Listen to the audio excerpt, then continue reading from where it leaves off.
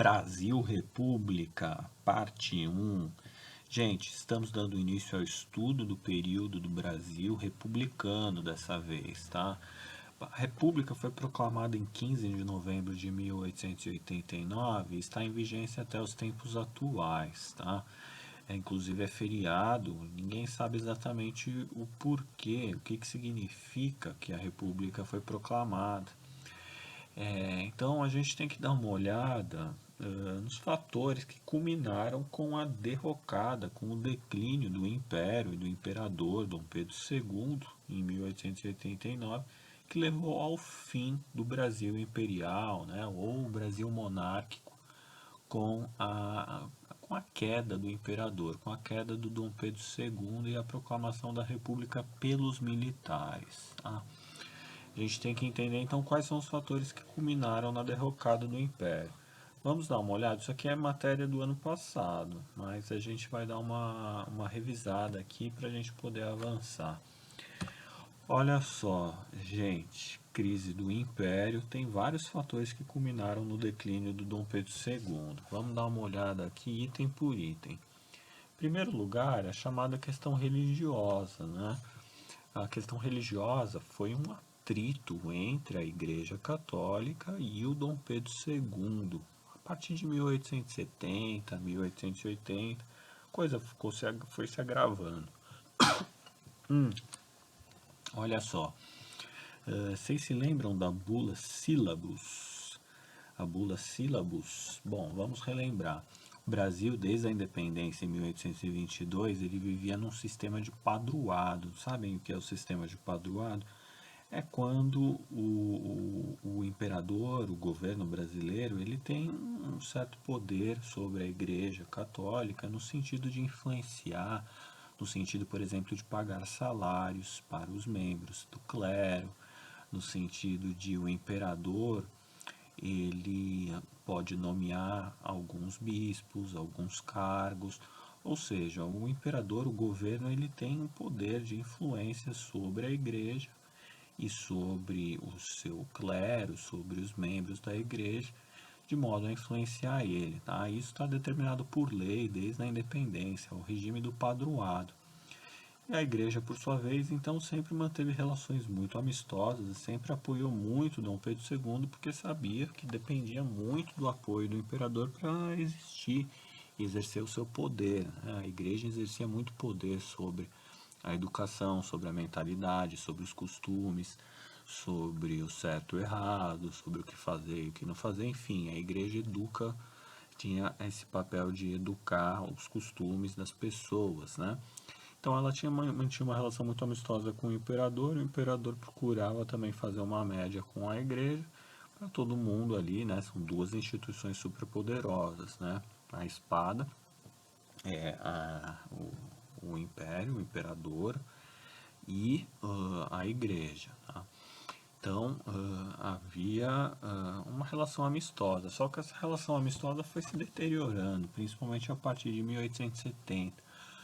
Porque veja só, apesar do regime de padroado, muito das ordens que vinha lá do Vaticano, né, a Igreja Católica no Brasil, ela é ligada à Igreja do Vaticano. Né? Todo mundo sabe que a sede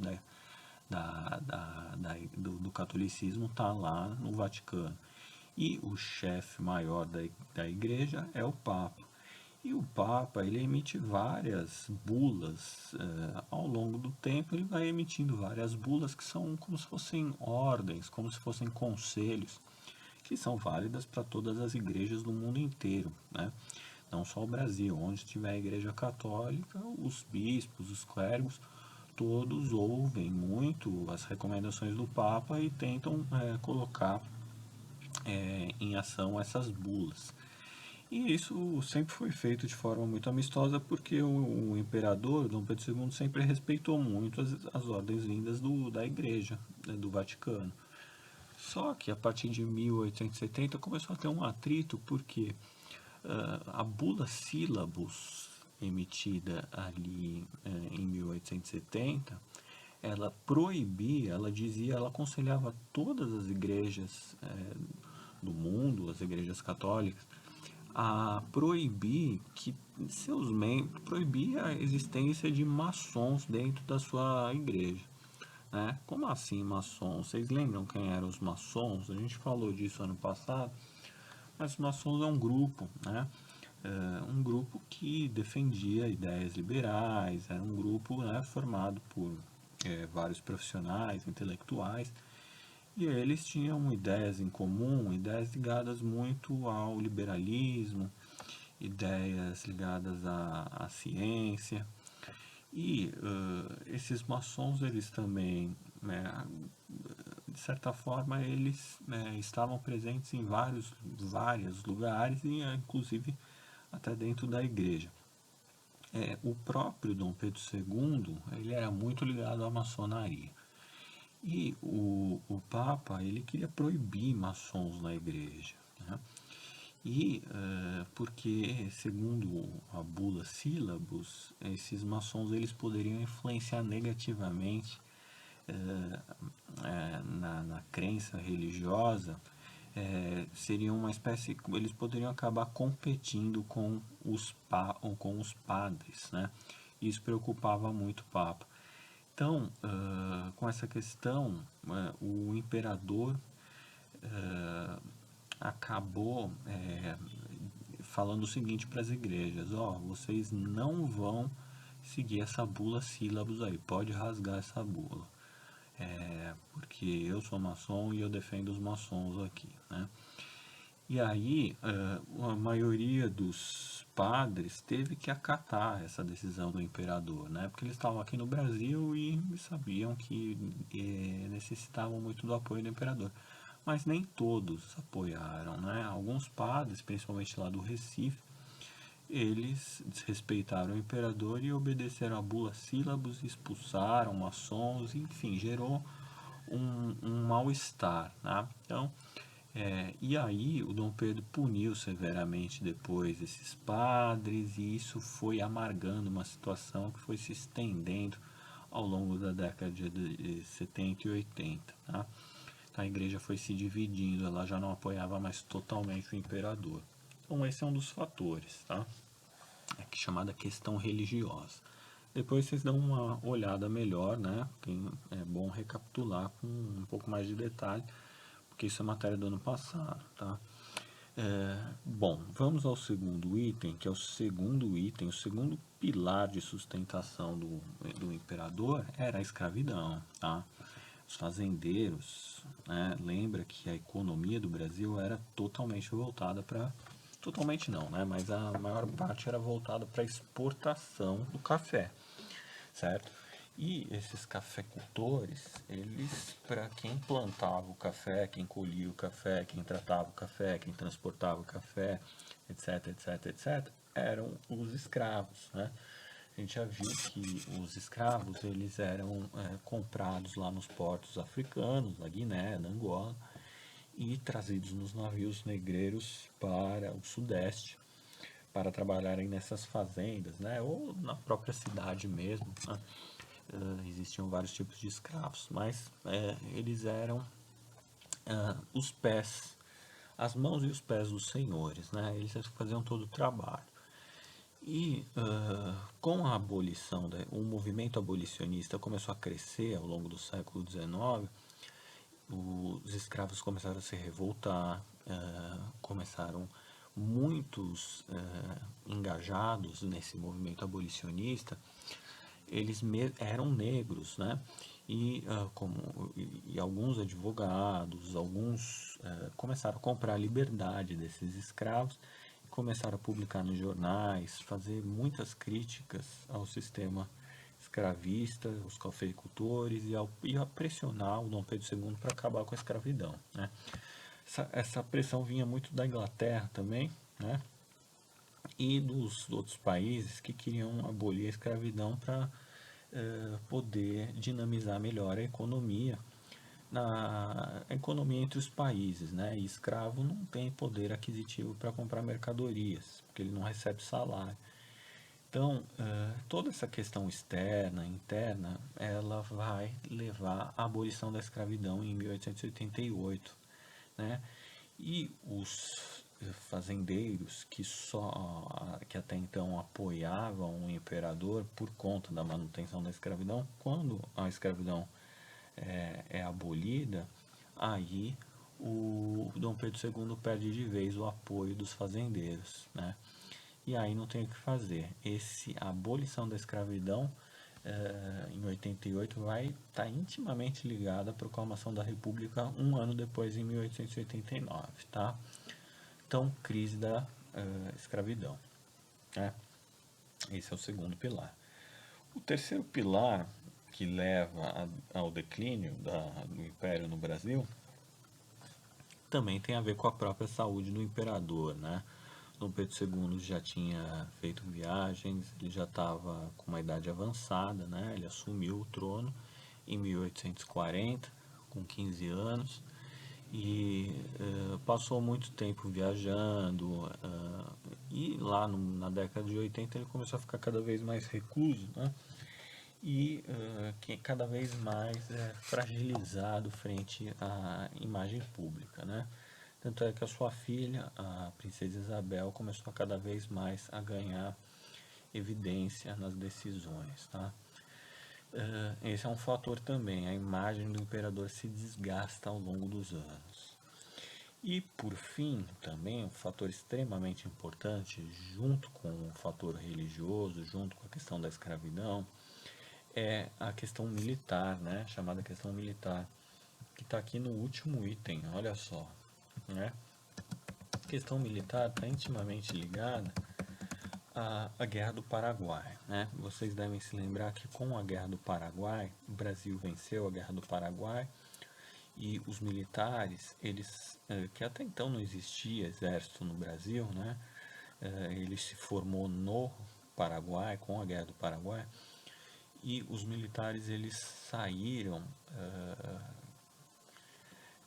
dessa guerra querendo cada vez mais, com um certo prestígio, né, venceram, querendo, exigindo cada vez mais cargos públicos, né, participação maior na política, maior prestígio, maiores salários, enfim, uma série de reivindicações que os militares passam a ter e que o Dom Pedro II não responde à altura, né? Não consegue fornecer as reivindicações exigidas por esses militares, né? Então, os militares é que vão proclamar a República em 89, né? Ou o chamado golpe de 89, né? Porque tecnicamente vai ser um golpe, né? Um golpe do Marechal Deodoro da Fonseca sobre o Dom Pedro II, né? Então a República, tecnicamente, a República do Brasil já surge de um golpe militar, né? Vai ter outros ao longo da história, mas a República já surge num golpe militar.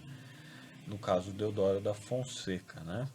A gente vai ver a questão militar com um pouco mais de detalhe, porque esses caras, os militares, é que protagonizaram de fato as vias de fato para que o Dom Pedro II fosse deposto, né? E a gente tem que entender o seguinte, tá? O exército, você tem um alto escalão do exército, né? Que você tem os marechais, os generais, e você tem uma massa de soldados, né? Formados ali que recebem salários baixíssimos, que são maltratados, recebem uma má alimentação. Muitos morreram nessa guerra com o Paraguai, né? E muitos escravos que voltaram da guerra e tinham lutado porque quem lutasse na guerra poderia adquirir a sua liberdade, né? Então, só que o Dom Pedro II ele não atendeu muitas dessas reivindicações. Muitos voltaram e ficaram sem emprego, com péssimas condições de vida e não tiveram nenhum apoio, né? Pô, lutaram tanto, botaram a vida em risco e não tiveram nenhum tipo de apoio. E os generais e os marechais, eles meio que apoiavam seus soldados, de alguma forma, mas também tinham que fazer média lá com o Dom Pedro II, né? Então ficou meio que um equilíbrio ali de forças que ficou cada vez mais difícil de equilibrar, né? E cada vez mais esses militares passaram também a publicar na imprensa, tá? É interessante que o jornal no Brasil, durante o Império, ele começou, né? Muita gente começou a publicar em jornais, né? Os jornais começaram a circular com mais intensidade. E muitos desses militares publicaram fazendo críticas ao imperador segundo, o Dom Pedro II, né? E isso também foi culminando no desgaste da imagem do imperador e o prestígio dos militares frente à opinião pública, tá? Olha só, aqui uma imagem da Guerra do Paraguai, né? Mostrando que o exército brasileiro ele saiu fortalecido, né? Depois do conflito, tá? Essa imagem mostra, né, como foi sangrenta essa guerra. O Paraguai saiu, assim, acho que 80% da população do Paraguai foi dizimada, né? Um negócio horroroso, escabroso, tá? Porque foi um conflito em que o exército brasileiro também perdeu muita gente, né? Mas saiu, no final das contas, fortalecido, só que sem poder político, né? E aqui a gente tem também a imagem, né, uma representação desses militares aqui que queriam cada vez mais um papel central nas decisões do governo e o imperador cada vez mais não dava nenhum tipo de abertura para isso, né? Então ficou de cada vez mais alguns militares munidos dos ideais positivistas, lembram das ideias positivistas, né? Aquelas ideias de progresso, de ordem e progresso, né? De organização, toda aquela rigidez, aquela disciplina do exército, não foi levada para a vida política, para o projeto político dos militares, né? E aí eles passaram a assumir abertamente o interesse em assumir as questões políticas do Brasil, né? E até que no 15 de novembro você vai ter, né, o chamado golpe de 15 de novembro, né, que foi a derrubada, enfim, né, do Dom Pedro II pelo Marechal Deodoro, né? E o Marechal Deodoro ele marchou com suas tropas para frente lá do Ministério da Guerra, né, junto com o Visconde de Ouro Preto, e os dois tentaram, né, pressionaram ali o imperador, né, para que renunciasse, né, e ali mesmo eles proclamaram a República e exigiram que o Dom Pedro II se retirasse, fosse embora para a Europa junto com a sua família, tá? E isso aconteceu, aqui a gente tem uma representação, né, de, de como é que foi esse episódio. Na verdade, não houve participação popular alguma, tá? Na proclamação da República. Foi um grupo ali liderado pelo Marechal Deodoro, pelo Visconde de Ouro Preto, pelo Marechal Floriano Peixoto e mais um grupo de 15 ou 20 militares que, com seus cavalos e até levaram armas, né, fizeram essa pressão em frente ao governador, em frente ao imperador, né?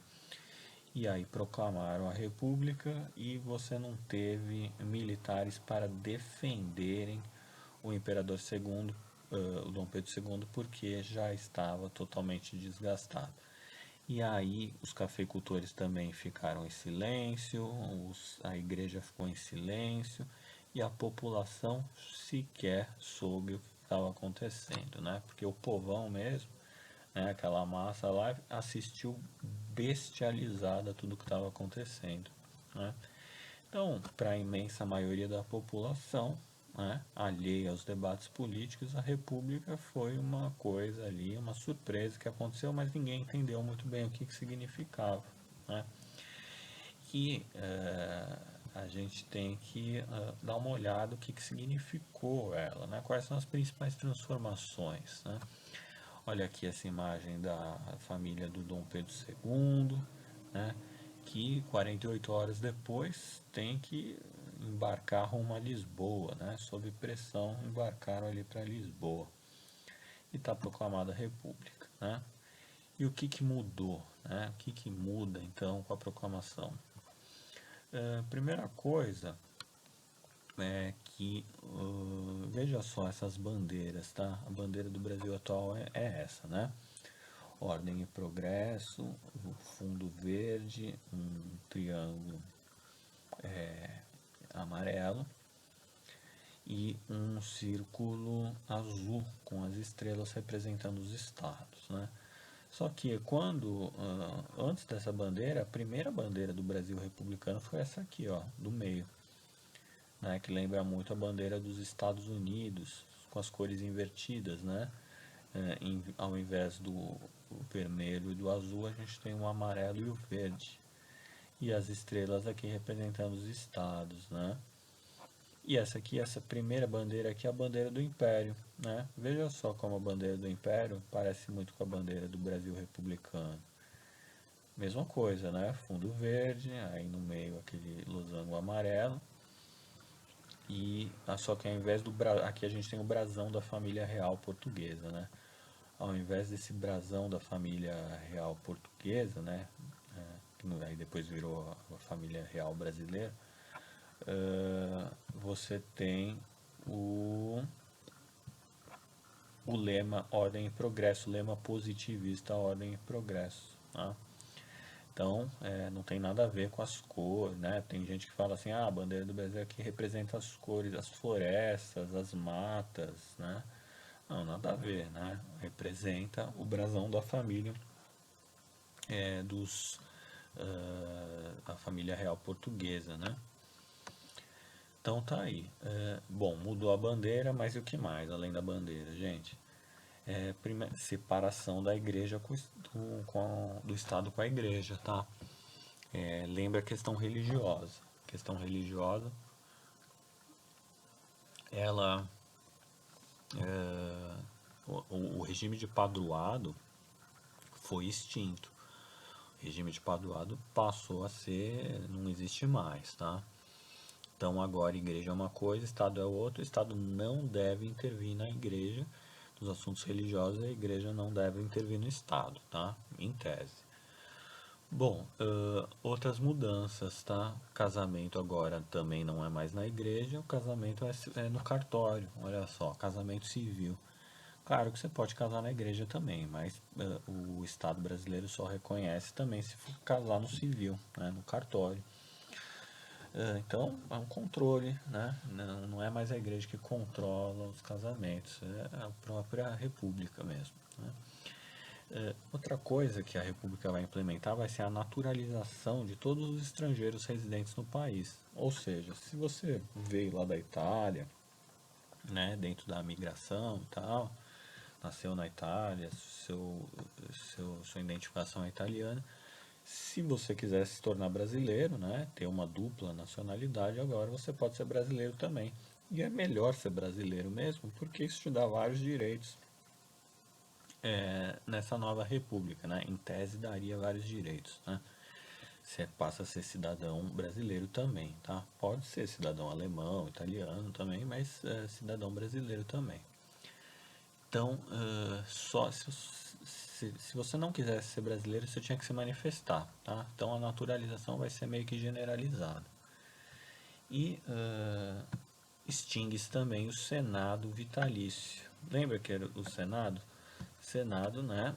O Senado hoje, a gente elege os senadores, são os caras que votam as leis, né, que vão ser aplicadas aí. Tem um mandato de 8 anos, né? Antigamente não, no período do Império era para sempre, o senador ficava lá até morrer. E uma nova Constituição, tá? A República vai ter que implementar uma nova Constituição que só vai ficar pronta em 1891. Tá? E nessa nova Constituição, o Brasil ele passa a ser uma república federativa, né? Presidencialista, ou seja, não tem mais um imperador, agora tem um presidente, né? E os estados passam a ter, não tem mais província agora temos estados. E os estados, né, São Paulo, Rio, Minas, Rio Grande do Sul, cada estado tem sua própria autonomia, tá? Econômica, administrativa e constitucional, pode criar suas próprias leis, tá? Claro que existe uma constituição que rege tudo, né? Mas dentro, né, dessa constituição, cada estado pode ter autonomia para criar suas próprias leis, né? Desde que não vá em contradição com a Constituição Federal. Então, o Brasil ele se torna uma república federativa presidencialista, tá? Que é o que vivemos, uma república federativa presidencialista. Ou seja, federação, tá? Estados com autonomia para criar suas próprias leis e se auto-administrarem, presidencialista, ou seja, um presidente que é eleito de 4 em 4 anos ou 5 em 5 anos, né, como foi na época, pela população, pelo voto, tá? Agora,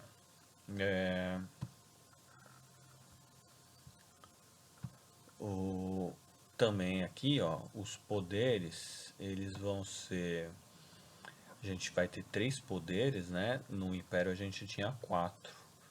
A gente tinha o executivo, que era o imperador, e agora passa a ser o presidente da República e seus ministros, tá? Os ministros, cada ministério tem uma função, né? O ministro da Educação faz uma coisa, o ministro dos Transportes outro, o ministro da Fazenda, né? Da Economia é outro. Então, os ministros eles executam as ordens, as políticas que vêm lá do presidente, tá? E o legislativo, né, que funciona com a Câmara dos Deputados, né, os deputados discutem e debatem projetos e para serem aplicados, e o Senado também discute esses projetos numa segunda etapa, tá? Que vão ser votados ali para ser aplicados pelos executivos. E a gente tem o judiciário, que são os juízes federais, né? Que no caso eles controlam, verificam se o que o Senado e a Câmara estão fazendo está em acordo com a lei, se as execuções dos ministros e do presidente estão de acordo com a lei, né? O judiciário meio que é o terceiro poder ali. Lá na época do Império a gente tinha o moderador, lembra? O poder moderador. O poder moderador era o poder total do Dom Pedro, do imperador na época, né? Dom Pedro I e depois Dom Pedro II, que podia vetar qualquer decisão da Câmara, do Senado, qualquer decisão dos juízes federais, enfim, era um poder absolutista, né? Praticamente um poder absolutista.